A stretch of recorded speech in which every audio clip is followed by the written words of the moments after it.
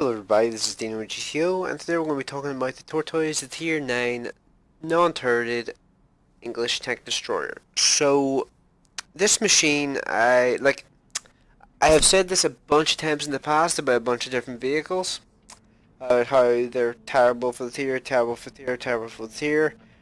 This one here, I think, takes the cake. This thing honestly makes me wish I was playing the M103. And the M103 up to this point I have personally thought of as being bottom 3 tier 9s in the game.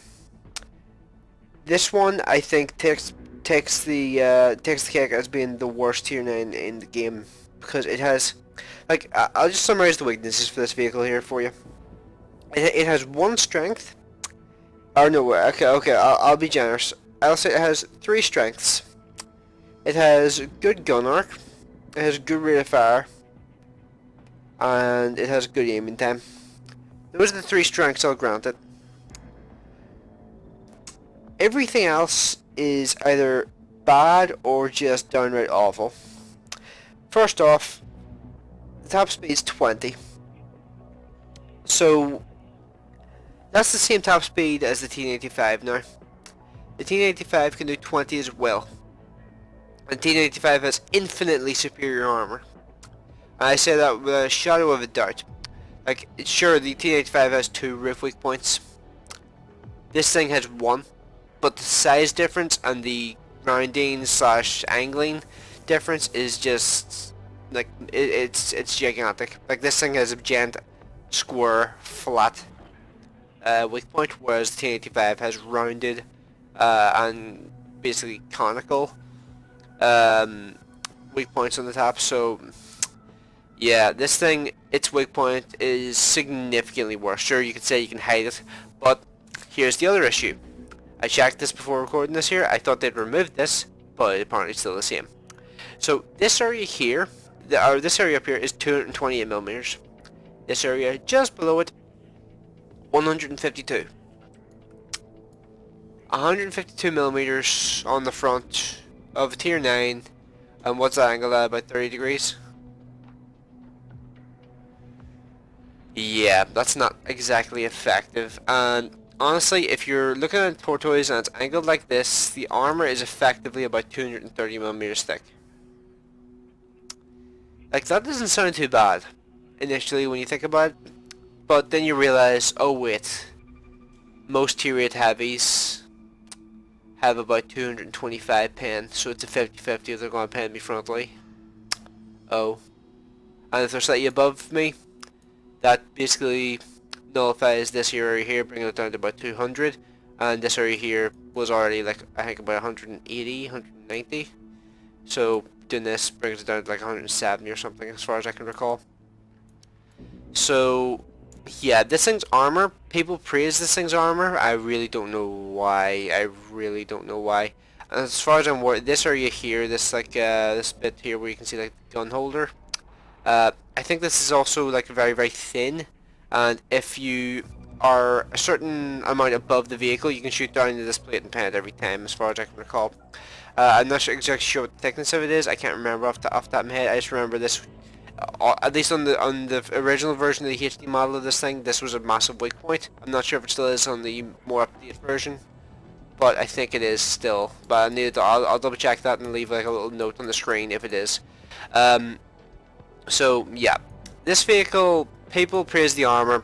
It's not worth praising. The armor on this thing really does not work. And the second someone presses the 2 key, this is not like a mouse or an E100 where you can angle to compensate for the person pressing the 2 key. This thing here, if somebody presses the 2 key, this armor goes from being somewhat effective, somewhat RNG, bouncing bounce shots by RNG sometimes, to bouncing nothing. It will bounce nothing the second someone presses the 2 key. The armor just goes out the window, and you just play like you have none. That is the way you have to play, and considering your tank is so slow, you basically have to tank with your hit points. Like, there's no way if you outmaneuver anybody in this thing, it's just too goddamn slow. Like, if Wargaming is changing the Death Star for a different tier 10 tank destroyer, they really, really badly need to rework this line. This line is probably the worst line in this game at the moment. Previously, I would have given that to the French Tank Destroyer line, even though the French Tank Destroyer line even now has a couple stinkers in it in the form of the like tier 7's a bit of a stinker, but I would honestly prefer to drive that at tier 7 than drive this at tier 9. Because at least that tier 7 had some speed. This thing here, it's just like the inflexibility of this vehicle and the fact that it's so incredibly situational just makes this thing miserable to play. It just is such a misery to play. It really, really is. Like, I don't know if you guys have ever driven this thing. Like, this thing prior to the change to consumables, if you know what I'm talking about, it used to be in the past that you could only use a consumable like a repair kit once in a battle. The changes to consumables, allowing them to have a cooldown time and allowing them to basically refresh, has had a gigantic impact on this tank. I remember playing this thing prior to that change and it being a lot more dangerous than it is now. So the reason why it has that has had such a big effect is, well, if you think about it, this thing relies on tracking its opponents so they can't run away from it. That is what this thing relies on. Now people, like, if they're able to repair the first time and then get away from you, by the time you get towards them again, their repair kit is probably either up and ready to go, or it's very nearly up and ready to go. So a lot of the times you'll get close to someone thinking, oh yes, I've got this person, I've perma-tracked them, they're not going to be able to get away, and then suddenly they'll repair the tracks and then they'll just get around you and then you're dead. Like, it's so incredibly easy for someone to like bait a tortoise who closes the distance, to just get around it and just flank it and kill it. It's so incredibly easy. It's so frustrating to play. Like, I'm going to jump into a game while I just continue just like talking about this here. So you may have noticed there in the garage that I use Toolkit, and also this is an awful map for this. This is really a terrible map. You may have noticed like I use a rammer, vents, and toolbox. I also use food, premium repair kit, and premium first aid kit. So the reason I use that, like all these like premium like pieces of equipment, or well, like the reason I use all of these like consumables is like, the reason is this machine, it's for a vehicle that supposedly has armor. It's immensely fragile in terms of like losing crew members and stuff. It's honestly kind of incredible how quickly this thing loses crew members. Like, I think pretty much once per battle, if you get hit more than twice, you're going to lose a crew member. And the most annoying thing about it is, most of the time it winds up being either the driver or the gunner. So you have a choice between either being completely immobile or losing the one thing that makes this tank somewhat interesting. Like, that's your choice if you're using a standard repair kit or standard first aid kit. Whereas if you use the premium one, considering both of those crew members are typically knocked out in quick succession, you don't have to choose, you just get them both back, although typically pretty quickly after you put them back in, they're knocked out again, but there's nothing you can really do about that. But yeah, same with the repair kit. The repair kit, honestly, it's there more for the passive reason. It gives like a 10% boost to repair speed, and the med kit does give a boost to the health of the crew members as well, which is handy. And that does reduce how often crew members are knocked out and stuff, but yeah, it doesn't seem to make that huge of a difference. Like, I'm not sure if a small iron would be a good idea or not on this thing. I'm coming down in favour of probably not, because just like, I would say probably not, because like this thing gets tracked so often that you do need to have the tracks like repaired as quick as possible, because you cannot afford to spend any time tracked in a position, because by the time you get your tracks back up, you're probably going to fall behind the battle, and then you end up dead because of it. Like, you'll be left behind by your teammates, and there's nothing you can do to like catch up with them because your top speed's 20. Also, I have no idea where that shot went to, and I don't actually know where these guys are. They must be on like a little ridge line back there, because I can't actually get a shot on these guys. They're like in a really weird position. And also, I have learned from personal experience to basically never go over there. Like, if you're on this side of the map, don't bother going over here, because, like, as far as I've seen, this side of the map never ever wins that side. Like that corner there. Like, you just get caught in the crossfire whenever you're crossing down. Whenever you're crossing here, you get caught in the crossfire with people over here, and you just lose way too much health. Like, it's really, really not worth it.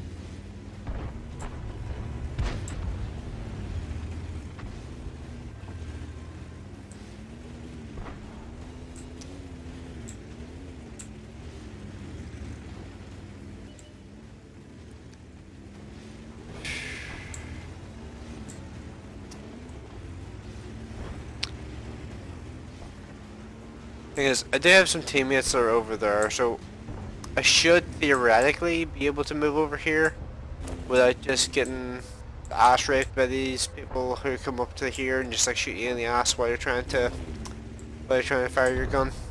Because I've tried this position before in this machine, and last time it didn't end well because a Borsig just rolled up, set me on fire, and basically like took off 1500 health in one hit. Because of the engine power, of course.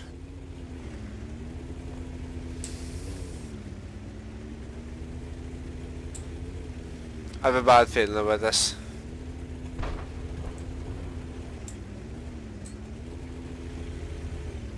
I don't like the situation here.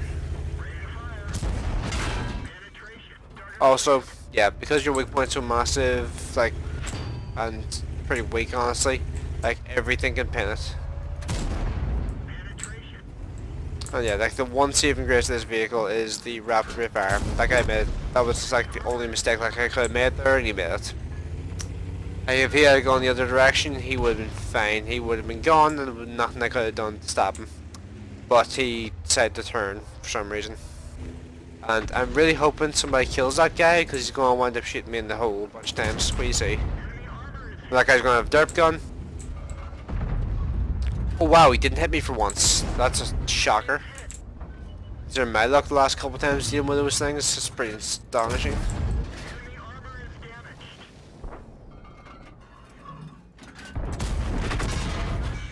Also, like, oh no, it's one of these. I'd say this is what I mean in regards to like the loader.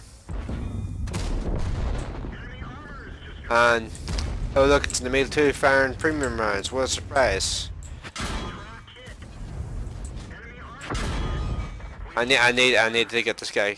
I need to get this guy. My teammates would deal with this guy. That would be great. Like, fuck's sake. And I have a strong feeling that's probably going to be a loss. So I'm kind of annoyed because that turned out to be like one of the better games that I've had in this machine lately. But yeah, that's like, if I had been a heavy tank there, like if I had been an ST1 or an E75, I'm pretty confident I probably could have won that situation. Like, I could have like angled my armor and bounced some of the shots if I was in either of those vehicles. But because I was in a Tortoise, and because I'm so massively restricted in terms of speed, I was basically just forced to like stand and fight. Pretty much, I couldn't fall back, couldn't do anything, couldn't angle my armor, couldn't do anything, because the second I did something, I would have ended up dead. Pretty much. His 5120 needs to be more patient with his shots. Like 5120, from experience driving that machine, fully aim the shots, don't snapshot. Never snapshot with a 5120 unless you are at point blank range. If you snapshot with a 5120 anything other than like 5 meters range, you're probably going to miss. Because French auto-loading guns like this one just do not snapshot well in the slightest.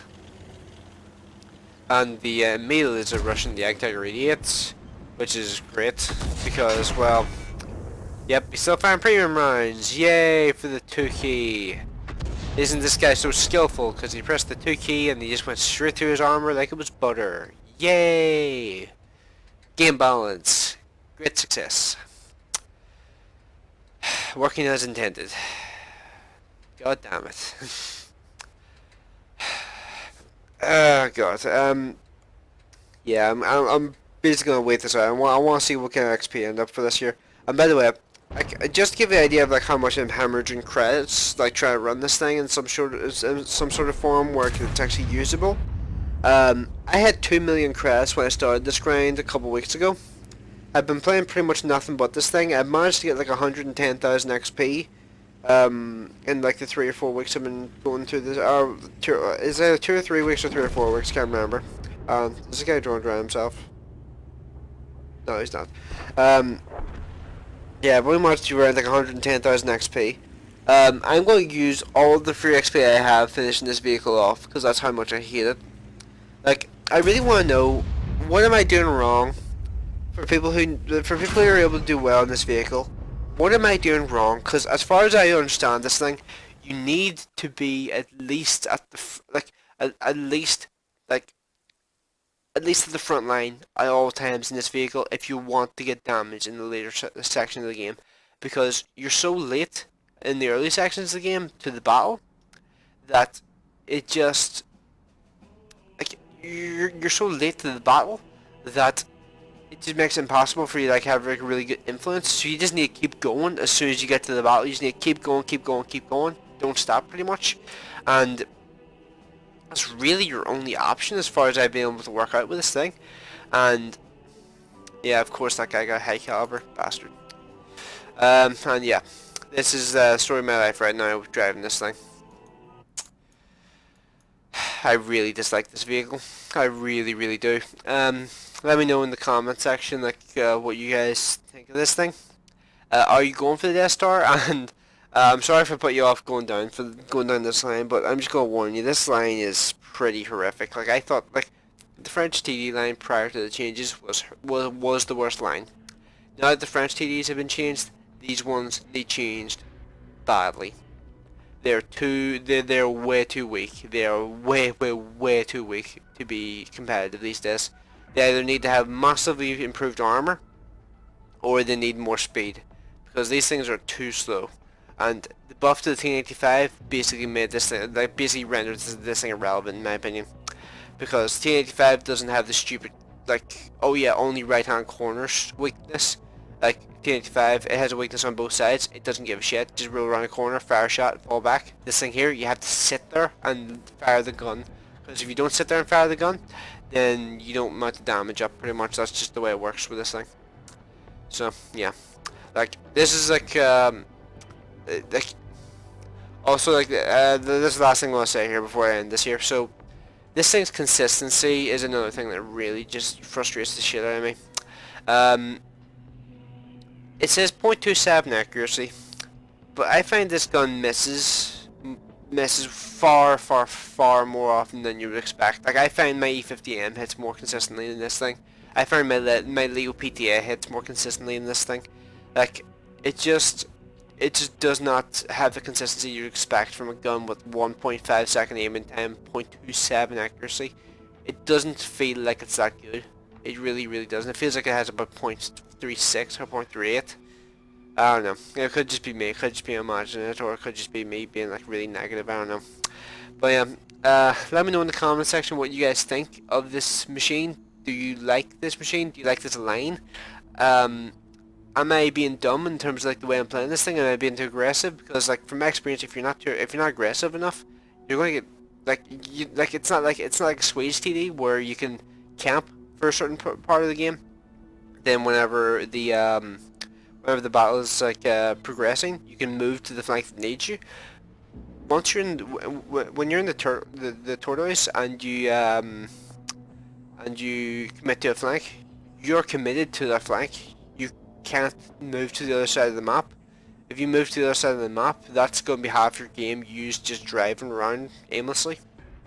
So yeah, like that's just my experience. But seriously, if you were doing really well on this thing, let me know what you were doing to do really well on this thing, because like I'm really struggling with this thing. This is not a vehicle I enjoy in the slightest, and it will be a vehicle like most tier 9s I have to think about before I sell them.